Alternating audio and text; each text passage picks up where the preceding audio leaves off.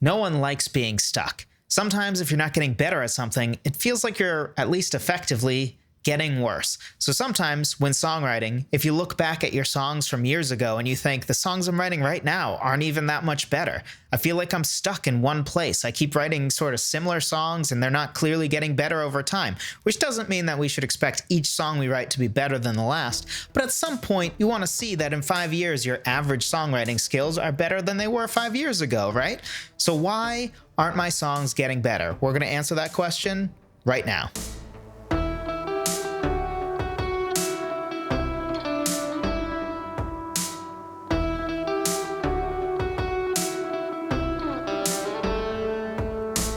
Hello, friend.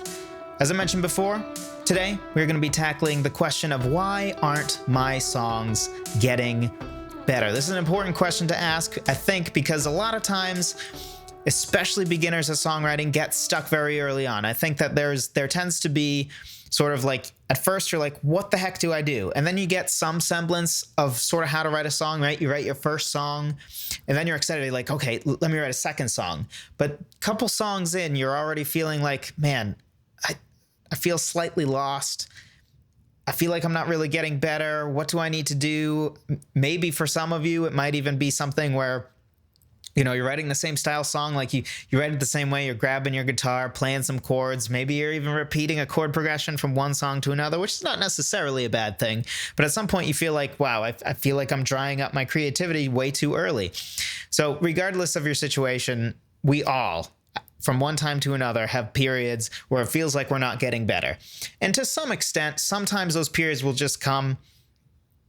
And, you know, even if you're doing the right thing, there's some element of, you know, sometimes you go through a little bit of a dry spell and that happens. But for the most part, over time, you should see constant progress. From year to year, you should see yourself on average getting better as a songwriter. So we're going to talk about 3 big reasons why you're not getting better, so that you can make sure to tackle these things, right? Like you want a clear path to be able to get better and to break through that wall if you're hitting that wall of feeling like you're not really getting better. And one thing I just want to mention before we dive in, if you haven't already, I personally think the number one thing that your average songwriter is frankly not very good at, that they would write much, much, much better songs if they learn to do this specific thing very well, and that's lyric writing. Honestly, when you look at songs, even by very popular artists, the status quo for lyric writing is incredibly low. A great way to separate yourself and to really get into that really quality song artistic realm is to write great lyrics. And I think that's because on average, most people that become songwriters are basically musicians that are like, oh, well, I want to write music. And then they just have to write lyrics with it too, because they have a singer or whatever.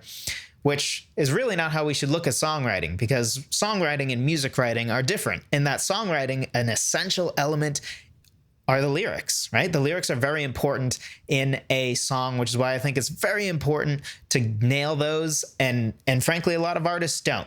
So if you want to do that, I do have a free guide on 6 steps, my personal 6 steps that I use to go from an idea all the way to a completed lyric that I can be very proud of and passes the test that I always talk about that you should want your songs to pass, which is the idea that you could just take the lyrics, print it out, and put it on your wall in a frame, and it would look like, wow, this is a good poem, and somebody could read it and be moved by it, even without any assistance from the music and the emotion of the melody, right? The lyric should be able to stand on its own. So if you want to do that, grab that free guide. Link will be in the description below.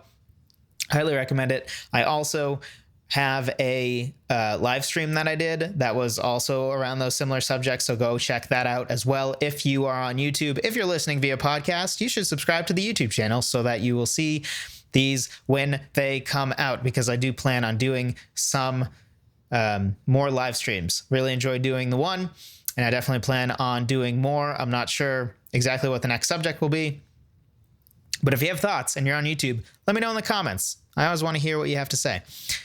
And at the end of the day, as I always say, or I say a lot, and hopefully you're getting it, I'm here to help you. And the best way that you can help me help you is to tell me what you would like to learn. Tell me what you're struggling with. So yeah, you don't even need to tell me what to learn. If you can just tell me, let me know in the comments below. What is your number one struggle with songwriting? right? Is it you have lyrics, but you're like, it's just they're not very good, so it's turning your okay lyrics into great lyrics? Is it coming up with an idea for your lyrics? Is it coming up with a guitar riff that is interesting, right? Is it coming up with interesting music? Maybe you write good melodies, but you feel like your music is always lackluster. I don't know. Let me know what your biggest struggle with songwriting is in the comments, and then I will try to figure out good content that will help you through that issue. All right, let's dive in.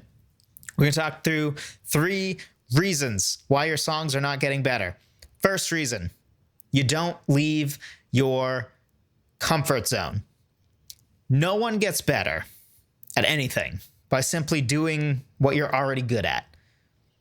Right? This may seem obvious, but like if you're already good at shooting three throws, that's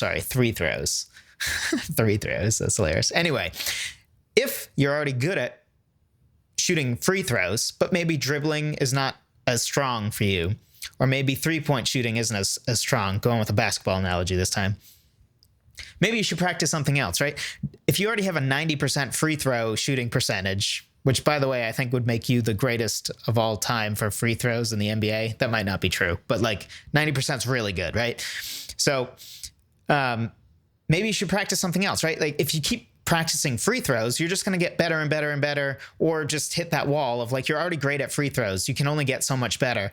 But meanwhile, there are other aspects of your game that probably could use that practice and could use work, right? Because at some point there's diminishing returns in practicing the same thing over and over again, right?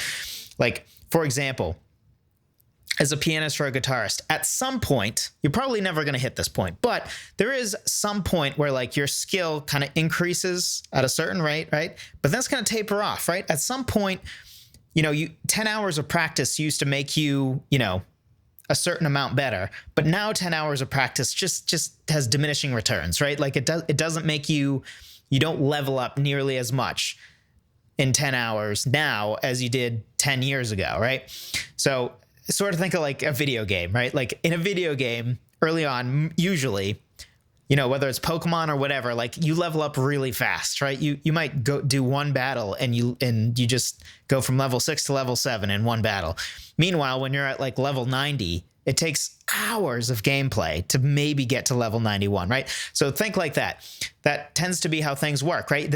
Because there's a limit, right? There's a limit to how fast your fingers can move mechanically. And yes, you can keep pushing that line, but stop spending all your time on a strength in your comfort zone, right? It's good to keep up with that, right? And you want to play to your strengths. I've talked about that before. I think I talked about it last week.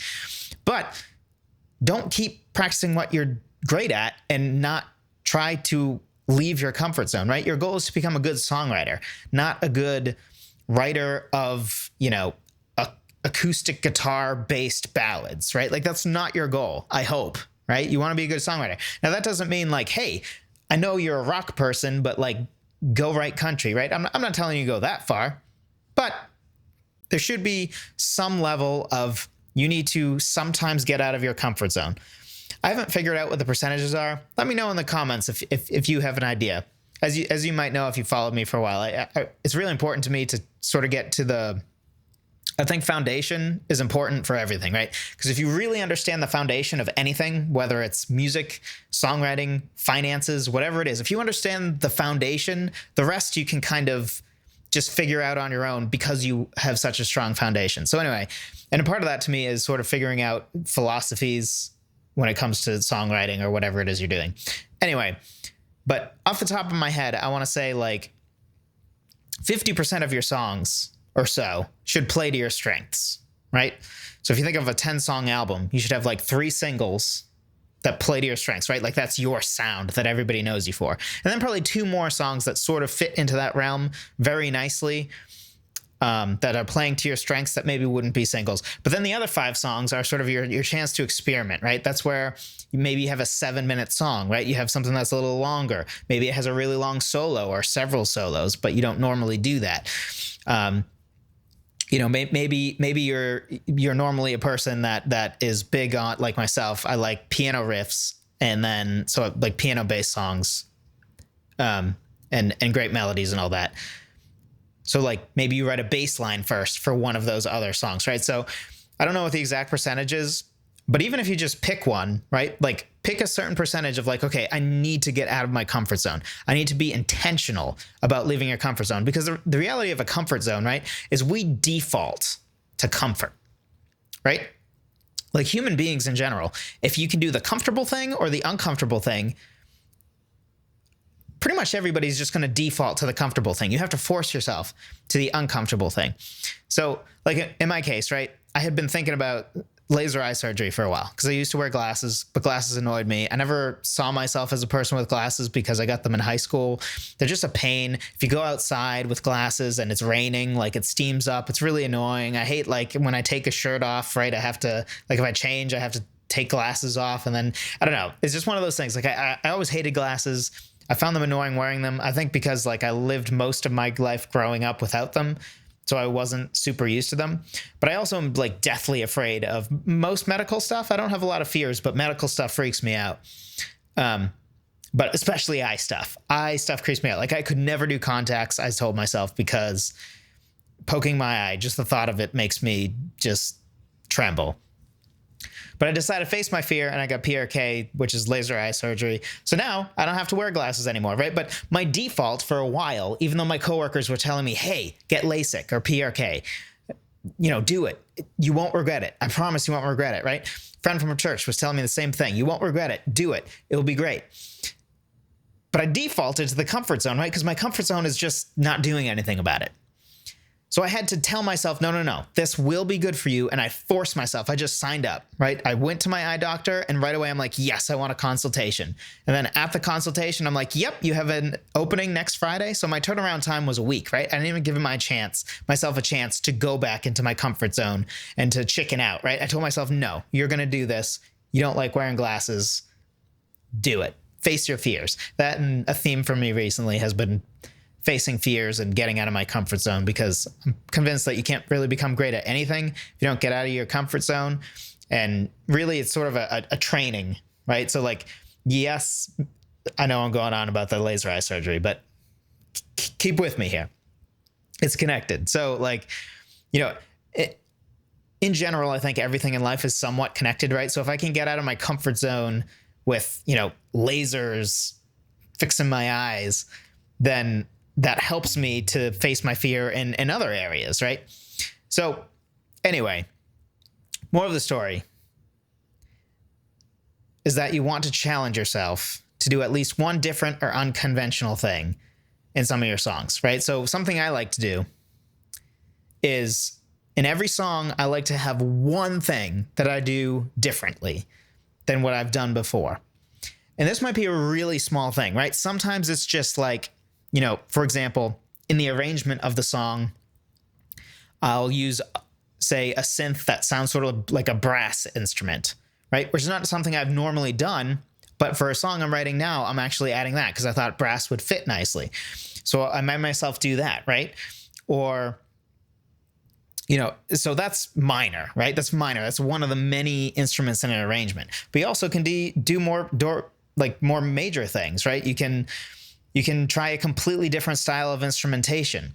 You could even change up your instrument, right? Maybe you always use guitar as your main instrument, but you go ukulele, right? You change to piano. Maybe, you're very acoustic, but you actually use electric guitar for one song. Something like that. Force yourself to leave your comfort zone. And even if the song doesn't make, I don't know if you're recording albums or if you're doing EPs or what your goals are, maybe you just write for yourself. I don't know. But regardless of your situation, it just helps expand yourself a little bit and get better as a songwriter to force yourself to do something out of your comfort zone. Best way to get past a wall, or it can be one of the best ways. I don't know about best way. We have two more reasons we got to talk about. Reason number 2 is another thing I talk about a lot, but there's a reason I talk about it a lot. Because the more I talk about it, the more hopefully you will be convinced and take it to heart. Reason number 2, you aren't spending enough time on editing. You may have heard the phrase, writing is editing, or good writing is editing. And this is so true, right? I think for some reason, when people think writing, they think the process of typing letters into a computer, right? I'm writing, right? If I started writing a blog post right now, right? I just said it right there, right? Writing.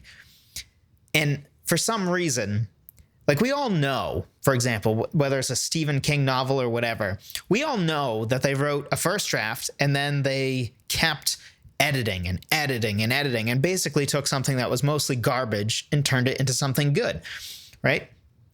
We know that conceptually, but for some reason we have this expectation that our initial writing is going to be really good, right? And that sometimes comes with the music too.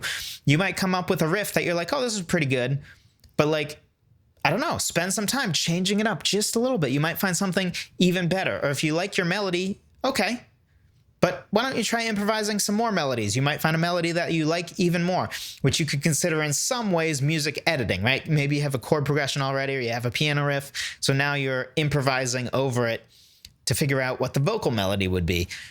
Don't just stop when you find something good, right? Once you find something good, tweak it a little bit. You know, maybe in your vocal melody, just pick one note and you're like, okay, I went down before. Let me try going up.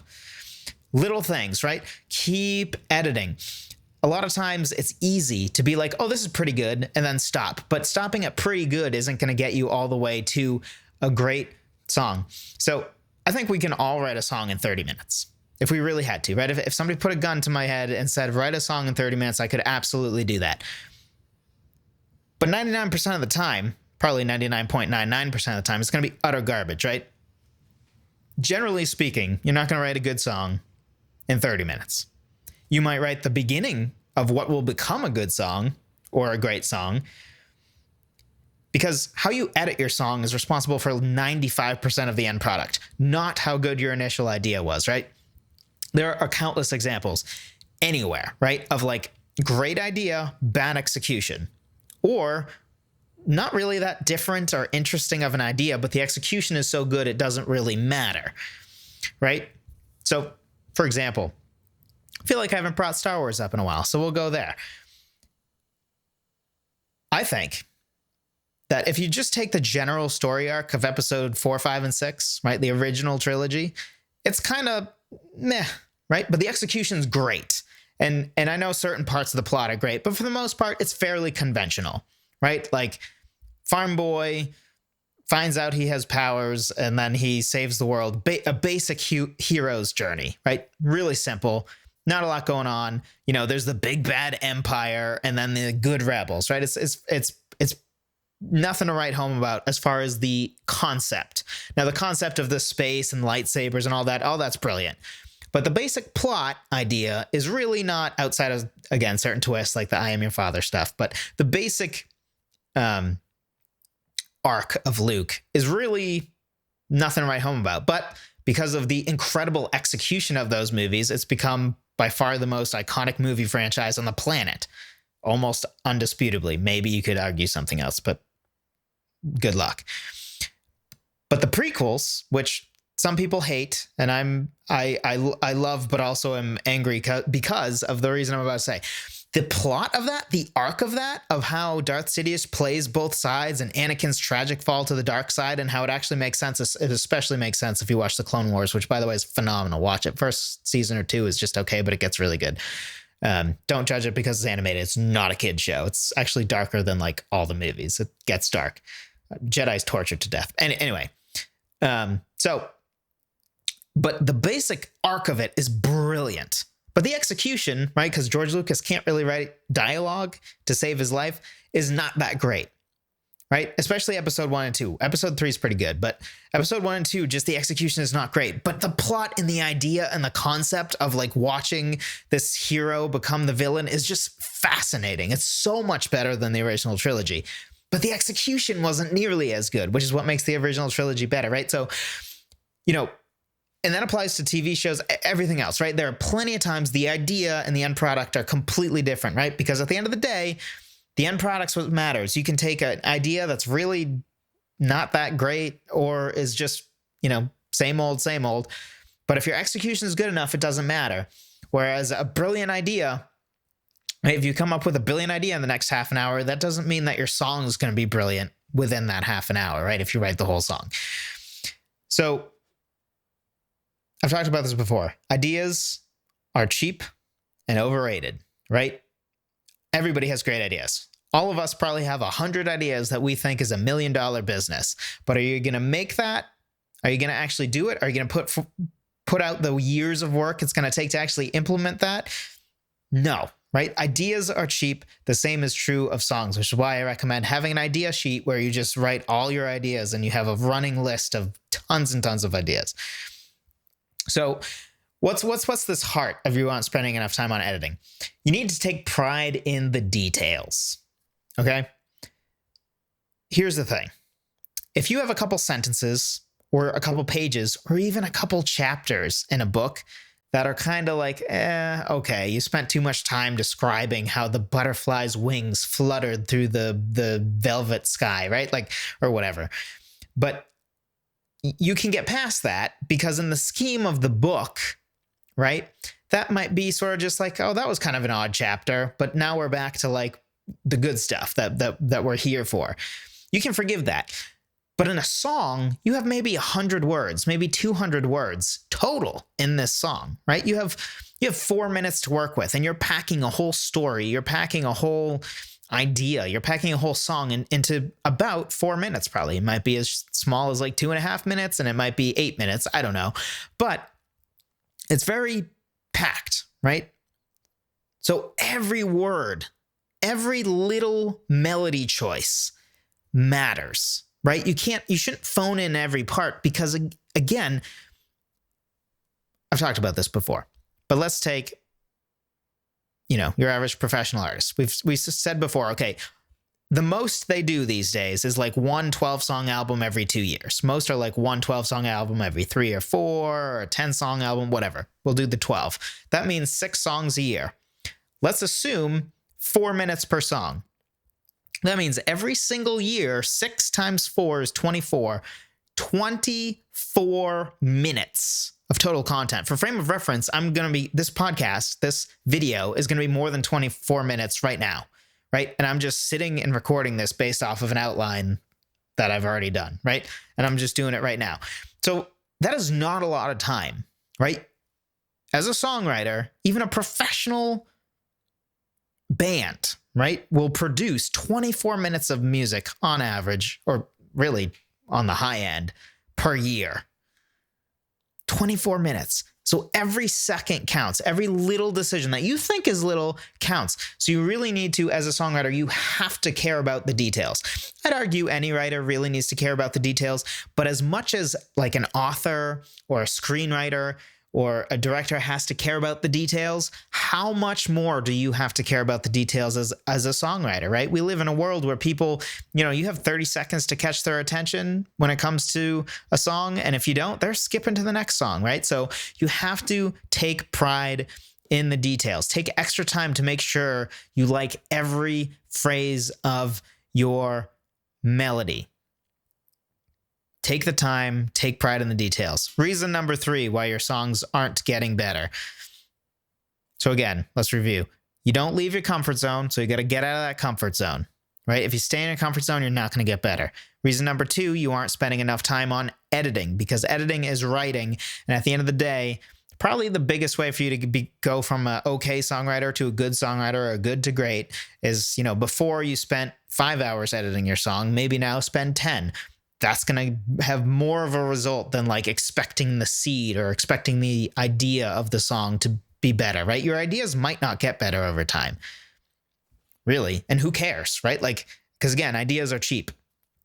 You just want to generate a lot of them and then spend a lot of time on editing and refining and just sitting and dwelling on the song, where you want it to go, what the story really is, what's the real heart of the story, what's the theme.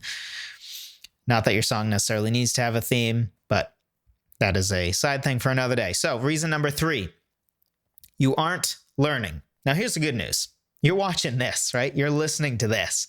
Whether you're watching on YouTube or listening to this podcast, even if this is the first one you've done in your entire life that you've decided to take the dive and you're like, okay, I'm going to learn about songwriting.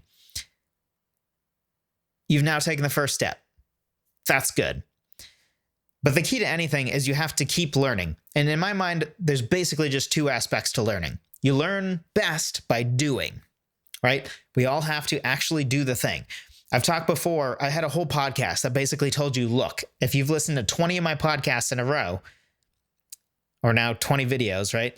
And you haven't written a song or even worked on a song, I told you, stop this right now and go write a song, right? Because at some point, you can't just listen to me talk. You can't just listen to other people talk. You need to actually do the work, right? Because I think sometimes learning can become consumption. So you do need to avoid that, right? And you avoid that by balancing. Because again, two ways to learn. One of them is what you're doing right now, right? You're listening to me, you're watching me, you're learning about songwriting, right? That's good. But the other aspect is you actually have to do it. You actually have to practice it, right? Like back to the free throw example. If you just watch a video on how the right form to do a free throw, right? Like exactly where to hold your hands and how much of a role your fingertips play or whatever, I don't know. But like some breakdown of that. Like I remember I was a tennis player in high school, so we would watch on rainy days where we couldn't practice outside. We would actually watch a video that broke down the mechanics of a serve, and it would like, freeze frame, and then it would like break down and put lines to show you like what part of your body should be straight and how your hand is curving over the ball and, all that kind of stuff, which was great, right? That's helpful. But if I never then implemented that and then practiced it and tweaked it as I was practicing, it wouldn't do me any good, right? And that seems obvious, right? And yet sometimes we find ourselves just learning without actually putting that into practice, which is the best way to learn. Because I would argue you could never become a great songwriter just by listening to this podcast, just by watching these videos. Never. You can become a great songwriter just by practicing songwriting, right? I don't think that somebody needs to listen to this podcast or watch these videos or learn from me or anybody else to become a great songwriter. I don't think it's necessary. I think it helps accelerate you though, right? Because now instead of you having to learn lessons the hard way, maybe you would have done like weird things like tempo changes and not know what keys were for like 2 years of songwriting and feel like all these songs feel off. I don't know why. But if you listen to my podcast, right, you downloaded the free guide on the 4 pillars of music theory, I think every songwriter needs to know, then you would know, oh, okay, I understand keys now. And that saves you tons of time of making pointless mistakes and writing a bunch of songs that are like, don't feel quite right because they don't take into account any of the rules, which I say take into account because, yes, rules are meant to be broken, especially when it comes to creativity, but you do need to understand the rules to know how to break them properly. Won't go too deep into that because I've talked about that before. So you aren't learning. 2 aspects. You got to practice. Write. Edit. But also, it's great that you're here. Keep coming back, right? Or maybe you've decided by this point, man, I don't like this Joseph guy. He talks about Star Wars too much. I don't know. Maybe this podcast, this video isn't for you. And maybe there's somebody else that you'd rather learn from, right? Everybody has their own style. Some people are more like, I'm going to teach you how to write a popular song, right? Like write a hit in 10 easy steps. I think those people are full of crap. Not to throw them under the bus, and I also think that trying to write a hit is a wrong perspective, right? You should want to write a great song, and a hit and great song are 2 completely different things. And also the reality is, for the most part, hits are just whatever is pumped out by the already popular artists, right? Like the idea that you can produce a hit or manufacture it, if that were true, then like it's just obviously, it's like self-evident that that's ridiculous and untrue. Anyway, regardless, doesn't matter who you learn from. I do think it's important to have some form. Maybe it's a mentor, maybe it's a podcast or video series like this that you listen to, but it is important to supplement your doing, right? Because you actually have to write. It's important to supplement that by also learning, but you got to get that balance right. You don't want to spend too much time learning without actually doing songwriting. And by the other token, you don't want to just songwrite without supplementing your songwriting with some learning, right? Because maybe something I said here will help save you time in the future, right? Like you were confused why you hit the wall. And then I said, you have to leave your comfort zone. And you're like, wow, it seems obvious, but I'd never even thought to do that. I now realize that every song I've written, I grab my guitar I start strumming, I figure out a chord progression, usually in the key of G. And now me saying that, right, makes you realize, oh, yeah, you're right. Literally, if I just say this song I'm going to do in the key of E, that can help to inspire me differently.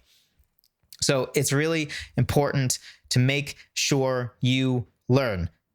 It's important to be intentional about your writing and your practicing. It's also important to be intentional about learning. Again, I mentioned it earlier. I think the number one way that you can get better as a songwriter, that is an easier win, because most songwriters, I feel like, are not very good at lyrics. In the description, my 6 steps to writing great lyrics to go from idea all the way to a really great lyric that you can be proud of and put up on your wall and it passes great poetry, which I think should be our goal for every single lyric we write. It's a 6-step checklist that you can print out, and it's also a document that fully explains all of those steps, how to implement them, how to do it. It should really get you all the way from A to Z with lyric writing. Probably my favorite of my my 3 free guides. Be sure to get it because it's free. I don't know why I would even need to say any more. Seems obvious to me. If you enjoy this content and you're on YouTube, please drop a like. I would appreciate that. It helps with the YouTube algorithm, helps other people find this content so I can help them write music as well, help them with their songwriting as well. And if you like this, if you want to learn every single week, I have a podcast released every single Monday, which is this show that you're watching right now. Be sure to subscribe. And if you're on YouTube, again, click the little notification bell so that you're notified when these videos come out. If you listen via podcast, the best thing you can do to help me is to leave a kind review on iTunes. If you really like this, hopefully 4 or 5 stars. Let me know what it is that you like about this podcast. I definitely always try to take the time to read those. Although I haven't done that in a little bit, so I'm gonna do that. But anyway, I hope this was helpful to you, and I will talk to you next week.